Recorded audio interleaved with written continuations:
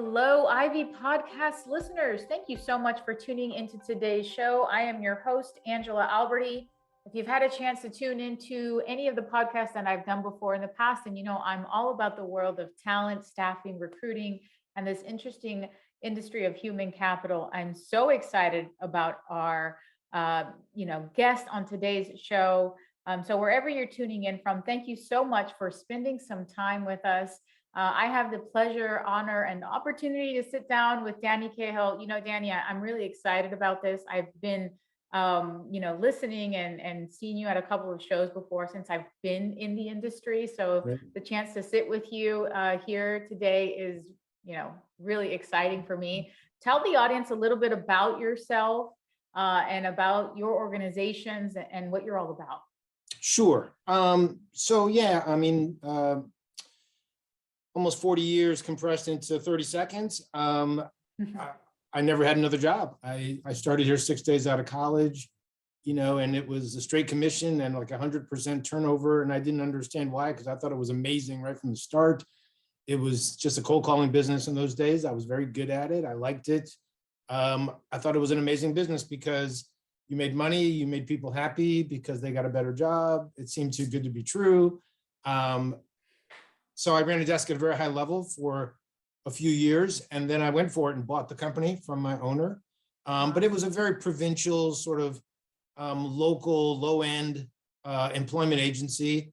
And my dream was national, big fees. I wanted a tenured staff of partners who stayed with me for the whole duration, and all that came true. Hobson's one of the largest search firms in the country, and I've had people. There's 8 people here who've been here more than 20 years. There's another 7 that have been here between 10 and 20 years, and there's a couple that have been here 35 years who were some of my first hires. Along the way, people said, this guy in Connecticut seems to be hitting numbers that no one else has. Let's have him talk. So I started speaking at conferences. I thought it was a great way to see the world and meet women. Then I realized it was a business too. So I started a training business. And then one fed the other, because I met a lot of top producers who I would then learn from and bring that back to my firms. I had a lot of top producers ask me to mentor them. So my search firm has always been a think tank for my training and my speaking business. My big fear, Angela, I know you've seen them. I didn't want to be that guy that you see at a conference and he was in the business 25 years ago, but he hasn't made a placement in 25 years. He doesn't know how it's done. Yeah. I have a lot of pride in the fact that I never talk about, how I made placements in the 80s and 90s, because who gives a damn? I don't even give a damn. And it was my life, Right. And we just do it so differently now. So yeah, that's where we are. That's awesome. I remember getting out of school, it was probably around 2011.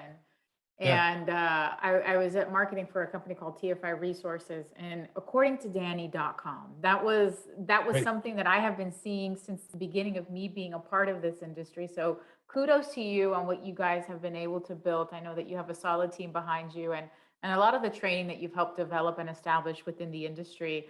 I'm curious to know, for somebody that's listening in on the show and maybe looking to go out on their own and maybe they're our top producer, right? And they're all of a sudden thinking, you know what, I can do this. What would be that advice that you would give them, or maybe even to yourself? Because I read about your bio, you were maybe 26, 27 years old when you bought Hobson. Right. What advice would you give to yourself or to that new entrepreneur that is the top producer going out on their own? Yeah, boy, that's kind of two-edged, Angela, because some days I look back and I think, what the hell was I thinking? Like, what an idiot. Like, I literally took every cent I had in the bank and gave it to the guy I bought the business from. And we had $30,000 in an account, and I had a $9,000 a week payroll. And if I went through the $30,000, then I was bankrupt at 26. Wow. But I just didn't think I would fail. And, this was the, if there is a upside to being raised poor, which I think there is, I figured if I failed, I failed. So what? I was already poor once, I can be Keep poor going, again. right? Yeah. And, so what? I get 7 years without credit cards and I start over. So I didn't really give a damn. So I do think it takes a a little bit of insanity and ego to do it. But the one thing I would caution people, because I've been mentoring solopreneurs ever since, right? And it's fair to say most of them fail. And most of them fail because they know how to make placements, but they don't know how to teach it. And the very same thing that makes them good, which is control freaks, aggressive, I want to make things happen now, is the exact opposite of what you need to train and start a company. You have to have the ability to both be good at the business, but have the patience to teach it to others. And I found that that's relatively rare. So I would ask, everybody wants to have an empire. Everybody wants to have 10, 20, 30, 50 recruiters, whatever your goal is. And you want to have people making placements for you so that you don't have to do it anymore. Everybody has that goal, but a lot of times people get into it and realize, oh, the thing I like best is making placements. I don't like managing people. I don't like babysitting people. And, these recruiters have the same ego you used to have. And it can be annoying when you see yourself in the mirror. So you just have to ask yourself, as I did, I found a certain satisfaction to teaching people the business. And I still get a high when somebody comes into the business, 22 years old, doesn't have anything. And 5 years later, they've got a new car and a paid for condo, and they're walking around like, they're kings or queens, because they got a certain level of confidence because I had the patience to teach them the business and to create a training methodology. So I think you have to really look in the mirror and say to yourself, do I really want to build a company, or do I just want an audience? And if you just want an audience, then hire sourcers, hire a couple of interns, and just be your own show and pilot as high as you can, as fast as you can. Just do some honest reflection of who you really are. Very few people can teach and do, is I guess the bottom line. Yeah, and I love the answer to that, because so oftentimes we get answers to that question that are more calculated than anything. Yours was really almost philosophical in a way. You really have to internalize what you're doing and whether or not you're going to have that resonate with the staff that you decide to bring on. Right. Sometimes I hear, well, make sure you have your funding on lock, and it's not that simple. Yes, No. that's important, Of but course. it really is the growth, right? Now, Yeah. you mentioned something, and we don't have to go into what you guys were doing in the 80s and 90s. I'm sure there was a fax machine involved, but I'd love to hear, what are some of those trends that really excite you nowadays when it comes to how the world of staffing and recruiting is evolving? And are any of those maybe technological advances being utilized by your team today that has really helped you guys leverage, maybe source better, identify better? Yeah. All that. So Angela, it's amazing, right? Like every year I'm in the business, people will say, this is a game changer, right? And most of the time, the game changers make almost no effect on the business. And the business is weirdly paranoid, right? Like, I can't tell you how many times I was told, there'll be no recruiters in 2 years because there was Monster. There'll be no recruiters in 2 years because now they have Talent Act. There'll be no recruiters in 2 years because of LinkedIn. They're always predicting Armageddon, and all that results is the industry continues to grow, and we continue to use whatever tool we were told was going to replace us to make us more valuable with clients. So I'm a really tough sell on, this is the big changer, this will change everything. And given that, I am all in on the new, relatively new and continuing, it's at its infancy now, I would say, what artificial intelligence will do. I don't think it's going to replace recruiters. What I do think, though, is it'll change the infrastructure within recruiting firms, right? So a lot of firms have someone doing research or sourcing, right? And then they source the person, and maybe they give it to somebody who qualifies the candidate, and then it's given to the rainmaker, and the rainmaker then interfaces with the client and closes the deal, right? That's a pretty traditional sort of pod or practice, right? I have found that I'm thinking of Rena in my office, who billed $295,000 on a perm desk in 10 months, Wow. having been a flight attendant and never been in sales, never been in recruiting. Don't get me wrong, awesome. she has all the traditional fire in her belly, works hard, has a great personality, but I don't think she could have done it without the tool. So for example, we have a couple of, we use LinkedIn's Talent Insights, we use HireTool, 2 artificial intelligence platforms that basically allow her to not have the ramp up time that I needed, that someone who's been here 15 years ago needed. You know, the problem normally is not, if you're a good salesperson, great. I mean, if you're not supposed to be in sales, you're not going to be a good recruiter. I can teach you sales if you're meant to be in sales. And then the hard part for most salespeople is learning the practice, learning the niche.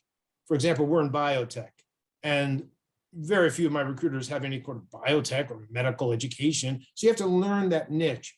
The artificial intelligence tools take away that learning curve. You go into LinkedIn Talent Insights and you can see who a company's been hiring, who their direct competitors are, what are the other titles that people have that do that sort of job. And you can read all kinds of articles about competitors and trends in the industry, and you can sound intelligent and learn the niche faster, as well as the artificial intelligence has a better sourcing technology. It goes deeper, it sources from more places. So you get more candidates faster and you get educated faster as to whether they're any good. And then they have more sophisticated email messaging platforms that are done in a cadence basis, you know. So you write one and then it's sent in 3 days, and another one in 2 days, another one in 3 days after that. And some of your listeners are not going to be happy to hear this. Right. And so the industry has migrated from, can you make a lot of phone calls? Are you going to get too tired at 4 o'clock? Can you make 100 calls a day, or can't you? You know, this sort of high testosterone approach to either you got the guts or you don't. There's nobody in my company making 100 calls a day. They would be insane if they did. It is a combination of phone calls, text messages, using these email marketing and recruiting cadence programs to set up calls with candidates who are better matches because of the artificial intelligence that you were able to see. So I do think this one's a game changer. Even as cynical as I am, I'm sold on the fact that, because I've seen it. I've seen new recruiters getting up and running faster. And I've seen the sort of, you know, typical garden variety $300,000 5-year recruiter become a $600,000 recruiter. Wow. Because their pipelines get bigger, because they can handle more searches because of the artificial intelligence tools. So yeah, I'm all in on that stuff. Could be wrong. I've been wrong before, but I've seen the results. So I think this really is one of those few markers. In the same way, I would say LinkedIn was the last, you know, big change. And this one is, I think, is as legit as LinkedIn's original impact will be. Yeah. I love that analogy. And you know, a couple things on that. I like how you're mentioning that artificial intelligence is not this boogeyman that's going to make the recruiter go extinct. Right. I'm on the same boat. Although, you know, we looked at what SIA published. I think it was at the beginning of the year, top 14 predictions. Number 12 was the end of the recruiter because of AI, because of automation. And it's more of that humanized approach that they have to take now, which could be true to an extent. But also, you know, given the timeline on what LinkedIn had done to the industry, what AI is going to do, maybe what the MSP, the VMS did before that, then the job boards before that.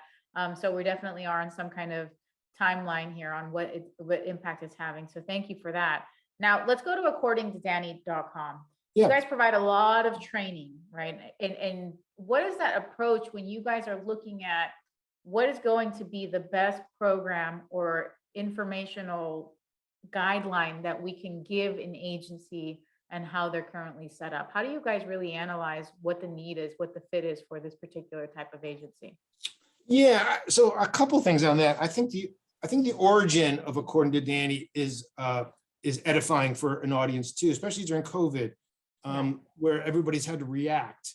And when you say, boy, I'm reacting, I'm not researching, I'm not sure if this is really the right direction to go in. I'm just reacting because I had to reconfigure my company. Should I have people work from home? Is this the right niche? That kind of thing. So the origins of According to Danny are quite reactive.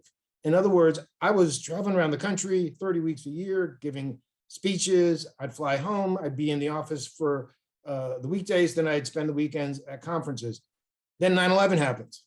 And people forget that for the first 4 months after 9/11, before they figured out how do we get people through airports, there were literally 6-hour lines to get on an airplane because they didn't have the security and they didn't have the technology. And I remember I had to fly home from Minneapolis to Hartford in 2000, late 2001, like December. And I missed the flight because I got there 4 hours ahead of time and that wasn't enough. And I remember standing in line, seeing 2,000 people trying to get through security. And I just said, okay, that's the end of my career as a speaker. I'm not going to do this. This is a waste of life. I don't have to do this. You know, I'm a recruiter. Right. And then on the way home, I said, you know, I wonder, because at that time, colleges were starting to offer classes online. And I was, my ex-wife was a teacher, and she was very worried that it was going to change college experience if we went online. So I remember thinking, I wonder if people would train online. I wonder if they would do, back then it was just WebEx, if they would listen to an hour session on a WebEx. It wasn't even video back then, it was just audio. And so I started According to Danny as a reaction to a failure. I was like, I can't speak live anymore. It's not worth it. And it turned out that people preferred to train online. So I was 20 years ahead of it. When people started going to Zoom with COVID, I was like, dude, I've been doing Zoom for years. This is what I do, you know? And when speakers said, I don't know how to train online, I'm used to having a live audience, I was like, yeah, well, I already know. So there's an opportunity in everything that looks scary, is I guess the real lesson I learned. But as far as how I've structured it, so the sort of central component of According to Danny is an Ask Danny component. So anybody that's a member can ask me a question. I guarantee to answer it within 48 hours. And then we archive every answer. And now there are thousands of questions and thousands of answers. So it's a great training tool for members to just say, I'm going to search the archives on all the fee issues people have had. And if you will sit there for a few hours on a Saturday and read all those questions and answers, I promise you'll know more about fees than you ever thought you would. So do that times 1,000 different particular issues. And it's a very robust website. The other thing that's interesting for those of you who still are not with making short videos and putting it out there with tools like Hinterview, we put a video, we went from everything being audio and text to a video center about 5 years ago, and you just can't argue with the metrics. 90% of the clicks we get are people looking at 3 or 4 minute training videos on a particular subject. I've learned to compress the training. I've learned to take, you know, what used to be, I took the TED Talk approach. What used to be an hour on stage is now 6 or 7 minutes. If it's training, if it's bite-sized stuff, then it's just 2 minutes on a particular situation. And what you learn is that people want video. They learn from video. They're not clicking on anything else in the site. So every other week here, we're recording videos in my training center, and we're adding organically to the website. Everything that happens in my search firm, we take note of, we make a video out of it, we put it out there. So people want to know what's going on right now in deals and how do you solve the deals. I think to whatever degree we've made a good contribution to the industry. There's a lot of nuts and bolts stuff. You could certainly just give a rookie a subscription and they would learn the business, but we're really good at, in this situation, here are 2 or 3 ways to solve it. You know, we're a sales organization, we're closers, and people learn to close if they follow the According to Danny stuff. Oh, wow. I love that. And I love how you guys have learned to evolve throughout it all, especially now with the bite-sized learning, right? Micro learning, as I think the trend, like give me what I want quickly in 2 minutes of time while I'm making dinner and the baby's screaming in the background, but I want to pick up on this. Right. Yeah. I mean, if you look at a YouTube from like 2013, it's like 5 minutes long and it's like Gone with the Wind. Like, you can't believe how Yes. long it just seems so crazy Yes. long. Yeah, absolutely. And so it just keeps getting shorter and shorter and shorter we see our rule here is 90 seconds. If you're taking longer than 90 seconds, you gotta cut. So a lot of recruiters are sending out email videos instead of, you saying, here's my email blast with the laundry list of things that are on my job. They're seeing you. It's hi, I'm How cool is Angela. I'm a that? recruiter. Yeah. Here's what I'm working on. I'd love to talk to you about it. And the contact rates are much higher. Oh, that's Much awesome. I love Yeah. that. I love that. So let's take it a little bit in another direction. Yeah. I want to hear your thoughts on some things that are happening within the industry, and I'm going to say it. Yeah. The Great Resignation. I feel like it Yes. should come with some background music. Yeah. And really what your thoughts are on, this exodus that's happening every single month. We know it, and maybe it's been influenced by the pandemic and people Sure. are really analyzing what's going to happen with their life. But what do you think this is going to implicate in an overall company's retention and future talent strategies when we see this heightened by the Great Resignation? Yeah. So it all depends on how long the economy is doing as good as it's doing, right? Because, as you and I sit here and talk, we're either going to continue to have this amazing economy, or it could be World War III, and we could all be dead by Friday, right? Exactly. Depending on what happens in Russia.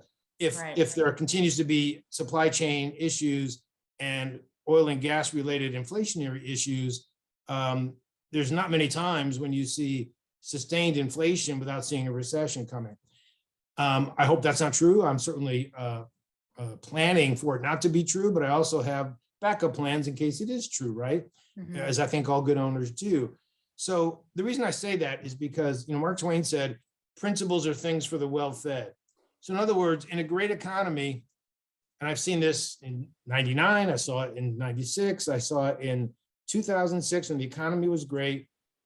Everybody talks about retention. I value my people. My people are special. I love my people. I'll give them anything. And the fees go up because the salaries go up, and they give sign-on bonuses and pre-cation bonuses. And everybody talks about the human value being higher. And I do believe at some level, the pandemic has created, and it's the plus side, if there is such a thing, to 1 million people dying in the US. The plus side is, it does seem like we have rediscovered the value of humans, right? This idea of, the underpaid essential people, holy cow, do we need these people?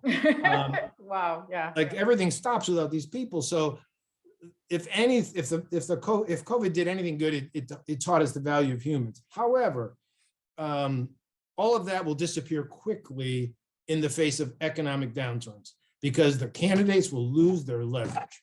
And right now, keep in mind, you can argue back and forth the politics of it. I'm a big believer that we did the right thing by putting money into the system and potentially blowing up the deficit so that we didn't go into a Great Depression during COVID. No question about it. Americans have, the last time I saw it was 50% higher checking accounts than they had pre-COVID. There's trillions of dollars in savings in a combination of the public and corporate sectors. So put that all together, and there's this period where people say, you know what, I don't like my job, I don't like my boss, I'm going to quit.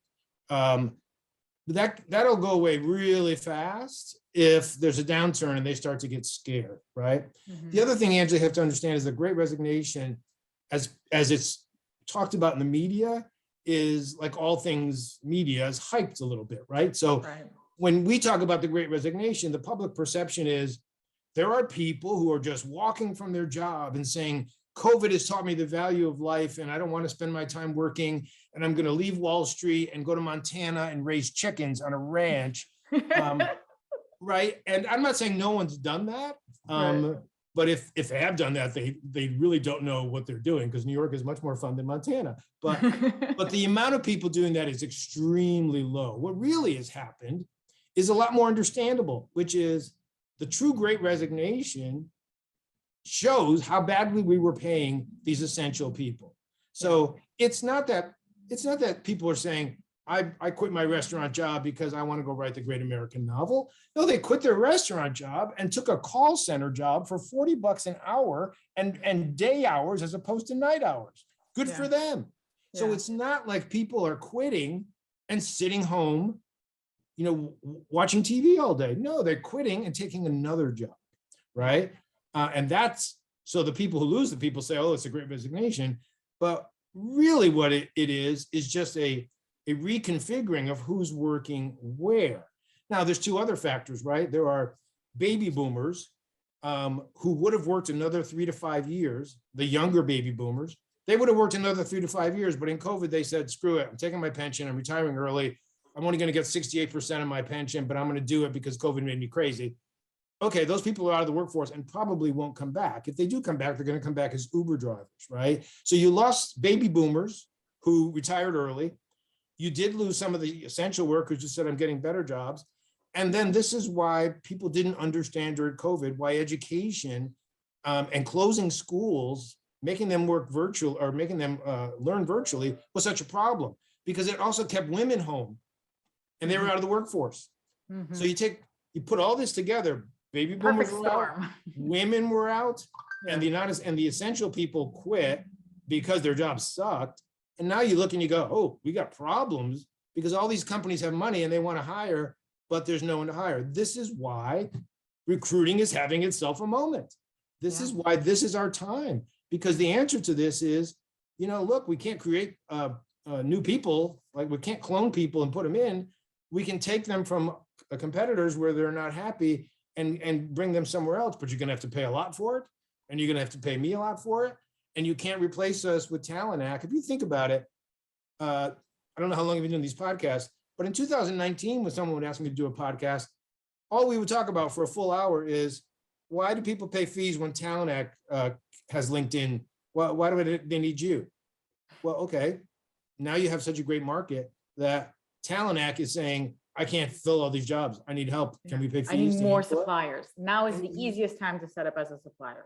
Absolutely. Yeah. Wow. Yeah. Wow. So the great resignation is, like most things, when you get underneath it a little bit, it's not quite what it seems. Right. Except for Tom Brady. Tom Brady is part of the great resignation. He's back, baby. That's right. I love that. Okay, so let's talk a little bit about that, and let's talk about, maybe this is an onset of a great economy, but there has never been an easier time for me as a potential candidate to go online and to find a plethora of opportunities within seconds. And then my phone figures it out, and they're figured out my algorithm. And now I'm on Instagram. There's job opportunities I have there. Facebook, job opportunities I have there. All of this to say is, we're living in a very saturated world as a candidate. And really, there's a lot of noise happening. How does the modern day recruiter set themselves apart? Especially, and I'll say this, there could be a generational impact to this now. I think I read a study somewhere that said, in 5 years, the average employee is going to be age 37. So we have millennials and Gen Zers and probably what their connotations are to the traditional recruiter. How do you set yourself apart from all of the noise, and also, maybe from some of the bad noise that they've made and aligned with the industry as a whole? Right. So there are two different value propositions, right? So on the candidate side, the answer to that is the front end of the business has never been easier. No question about it. I don't want to be in the business of trying to convince a candidate they need me to find out who's hiring, which at one point they did, right? That's the big change in the 21st century, right? Like before the 21st century, the person who's selling a product has all the information and you can't find anything else about it. If you want to find out more about that house, you got to call the realtor. Well, now you can go on Zillow and find everything there is to know about it. You can find the history of it. It used to be your stockbroker knew the details of a company's history and they knew whether it was a good stock. Well, now you can look at the same screen they're looking at, right? So if you're arguing about the front end of any business, you're pushing against a string. But the front end of the business has never been easier. You don't need me to find out where the jobs are. You do need me to separate the jobs from the opportunity. You do need me to be an agent. You need to, in other words, this is why Talent Act struggles. If I call you from Oracle, because I'm Talent Act at Oracle, I'm trying to get you to take a job at Oracle. That's my goal, and you know that, so I'm biased. But if I work with Danny Cahill, the recruiter, he can only place me once, and he doesn't care where he places me, as long as he places me. So he's my agent. So he's going to give me choice, right? So I give you choice. I give you access to opportunity, and I have embedded relationships with clients. I not only know what they're hiring, I know what happened to the last person. I know the dynamics. I know the culture. I know the issues.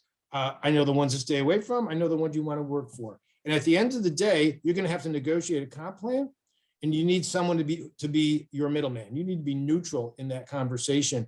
So we have to establish value at the back end of the process, in the deliverables, not in the front end. And this is true of the client too. Why do I need you if Talent Act has LinkedIn? Because Talent Act is positioned as only caring about you. I'm positioned as having the candidate's best interests at heart. I give you access to these candidates. All our candidates are told the same thing. You need me to keep you logical during an emotional process. Yeah. Yeah. And if they see value, which they do, in that curation at the beginning, counseling at the end, then I still believe, regardless of the access to the technology, don't get me wrong, Angela, I think at the bottom of the business, I'd be more concerned if I was a temp business placing lower end candidates who work for 6 months or a year at a time. And then it's just about, when is my project up? What is the pay rate? And when can I start? Right? Because then the algorithms can certainly make the match. And what do you need me for? But people will always care about what they do with their lives. Right. And people will always value how they spend their time. And they will always see their job as special. And if you see your job as special, then you will want a specialist to help you get it. Yeah. And the agent that acts as that neutrality so that you can get the best advice. That's awesome. So let's go back to one of and you kind of touched on this earlier, but the qualities of a great recruiter, and I'd like to pick your brain on this. Why does that have to be an excellent salesperson? And what are some other qualities that you look for? Because, I mean, you mentioned she was a flight attendant, and now she's making 6 figures in 9 months. And what were some of those qualities that you found in her that, could leverage that into being a great recruiter? So at the end of the day, nothing happens unless somebody convinces somebody to take action. Right. And the number that I've heard for years is that 85% of candidates, even those who are not happy where they are still going to experience fear of change. So you factor the normal fear of change and disruption to your routine with a client who doesn't want you to leave. So he's going to make you a counteroffer and he's going to beg you to stay. There has to be some ability to identify pain points, walk you through the fear of change, and keep you looking toward the future. If you don't have the ability to persuade, which is sales to me, then I don't think you have a chance. Now, it is different than when I started, and it was a phone book and no computer and no names. So it was just, you go through A through Z, and it was pure sales, right? I don't think that sort of pushy, manipulative, overt selling person exists anymore in a successful salesperson. It's a softer sort of nudging selling. It's very conversational, but it is still pushing the process forward if it's in your best interest. I tell people all the time, when I started, selling was something I did to you. I teach it now so that selling is something I do with you, for you. And I see this on both sides. I feel like we have a client company and we have a client candidate, and everybody has to feel like we're all working together in everybody's best interest. So I do think you have to be a salesperson. At the same time, if you ask me what the most important attribute would be, I still think it's people reading. I've said this before to audiences. I think I could have done this job at 12 years old if I didn't have even a higher, squeakier voice than I do now, because I knew who was lying to me at 12 years old. I knew that you were full of crap, or I knew that this person was legit. I just knew. I had a sense. Nobody can teach that. I can't give it to you. Either you have it or you don't, but I can identify it like I did with Rena. I said to Rena, and the Rena was a flight attendant during COVID. I said, that's got to be scary. How do you know which guy gets on that flight and he's going to pull his mask down because he doesn't think he should have to have his mask on, even though you told him he would have to be, and he agreed to keep his mask on to get on the plane? How do you know which guy is going to act up and scream and yell and cause a problem? And she just looked at me and she said, oh, I could tell. I can tell as they get on the plane. And I said, how'd you know? And she said, well, I don't know. I just could tell. Yes, thank you. That's all I need to know. You can tell. You can read people, right? And that's a gift. And so I can't give you that gift, but if you have it, I can light that gift up and I can make it better. And I can show you the questions to ask on the phone to be able to do what she did in person. You can also do on the phone if you know how to read people, right? So awesome. People reading to me is the end all be all. I think you have to be smarter than you used to have to be. I'm not that guy. There's people my age. I found everything was better in the past. Everything was better in recruiting. Everything was better in the world, back in the day. And I'm like, well, I do not remember it that way. There was an awful lot of hardcore salespeople who were, they couldn't scratch their name in the ground with a stick. They weren't very smart, but they didn't have to be if they were pushy enough. Nowadays, if you're not smart enough to understand the social engineering in our business, but also understand the systems engineering and be able to use the computer skills and the computer tools that we have, you're not going to be able to make it. So give me a smart people reader who's maybe a decent salesperson. I can train that person up. I no longer want the pushy salesperson who's dumb as a stump. And I don't think, it's enough to just be a people reader, because then you'll have a lot of conversations, but you won't necessarily close anybody. The biggest mistake I see with hiring is people hire extroverted people in the mistaken belief that everybody who's extroverted is a good salesperson. But that's not true. The best salespeople are good listeners. I've noticed just in this conversation, you're an excellent listener. You give me feedback, you nod, you're connected. The best salespeople I know, the best recruiters, are good listeners. But people mistakenly think an extroverted person must be a good salesperson. But no, they're just extroverted. They're wonderful people. You should date them. They're fun, but you shouldn't hire them. Yeah. Right? And then you're in the middle of a sale and they won't shut up. Exactly. Yeah, true. Yeah, exactly. Yeah. And they'll have lovely conversations. And that's the person that people say, I don't know why Angela didn't make it. She's so great on the phone. Everybody loves her. Yeah, everybody will always love her. But she's not making anybody do anything. Yeah. Oh my gosh. Wow. That is an incredible answer. I am walking away from that with something I'm learning. So thank you for that. Okay. You're a leader. You got the training program. You're answering questions within 48 hours. You're traveling probably again at some point this year. You're running a huge staffing and recruiting business. How the heck are you staying organized? And maybe I'm asking this selfishly as somebody that is learning to lead as well. How do you stay on top of everything? Well, first of all, a lot of my success has come from a consistent, systematic, and disciplined neglect of my loved ones. There's no question that there have been times when I've said, I'm too obsessed with the business. But yeah, I don't mail in a day. So I work out at 5 a.m. I need to get that done because then that's in the books and I can feel good about myself physically. It wakes me up. I have sort of a must-have done today list and then a nice to be done today list. And I've learned how to subjugate the nice from the must. I can't go to bed tonight if I didn't get the must done. So if that means a late night, then that means a late night.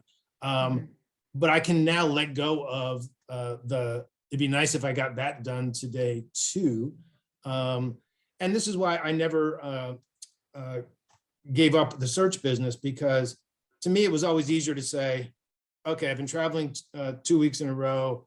I don't think the pipelines are as strong as I want in the search business. So I turn down next week's conference, or I won't travel for a month, or I won't do a webcast for a month until I feel like the thing that pays the bills, the thing that is most important, the search business and my recruiters and my partners here are in a good place.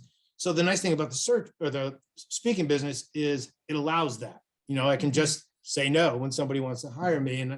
And but I wasn't always like that. There was a time when I was trying to get established where if, somebody called me and said, can you be in Duluth Tuesday night for a dinner meeting? Sure. Now I'd be like, no, I cannot do that. That's not a good use of my time. So I learned over time one of the great things to learn if you're going to be successful, Angela, is it's okay to say no. It's okay to say no. You're not going to lose the business. People will ask you again. I got caught up in, I have to say yes to everybody, otherwise people will forget about me, or they'll think I'm not reliable, or I wasn't there for them. And then you end up burned out. So I learned to start to say no to people. Yeah. Yeah. Well, a moment of vulnerability is, I think I'm in that stage of my life where I'm like, I've got to say yes. And then you throw in a new baby and then we're really in for a great ride. Yeah. Yes, Yeah. absolutely. Yeah. Yeah. Don't say no to the Awesome. baby would be my advice. Don't say no to the baby. That's one you've got to say yes to. Yes. Okay, making note of that. Now, one of my last questions as we're wrapping up today's call. Yeah. What are some of the things that you are part of your content diet you're reading up on, you're staying up to date with, that you digest to really, learn whatever it is that is making you passionate? What does a typical content diet look like for you? Because you are a resource for learning. So what's your resource for learning? Yeah, I never read, when people say, did you read the latest, sales book or sales guru? I don't. They seem to be all the same, and I've sort of did my homework on that stuff a long time ago. I prefer, my mind stays more active if I take things that seem to be unconnected, disconnected, and figure out a way to make them connected. So, I read a lot about medical advances. I read a lot about linguistic advances, the way people learn, behavioral. I was into behavioral economics long before it became fashionable. And I changed, like, for example, I went to a Brene Brown meeting, and she was great and amazing. But, most people see her as a psychological guru teaching people about shame. But a lot of her verbiage I was able to use in sales training. So I'm reading, psychological works, behavioral economic works, medical stuff. I try to read the technology stuff, but that's the tough part, because what seems like the next up and coming technology tends to fizzle out really quickly, and and it's hard for me to know what's real. But for example, not that don't get me wrong, I didn't do anything about it, but I remember reading Bill Gates predicting a pandemic 5 years ago. I remember thinking, wow, that would be horrific. And then all of a sudden, so I wasn't as shocked as other people.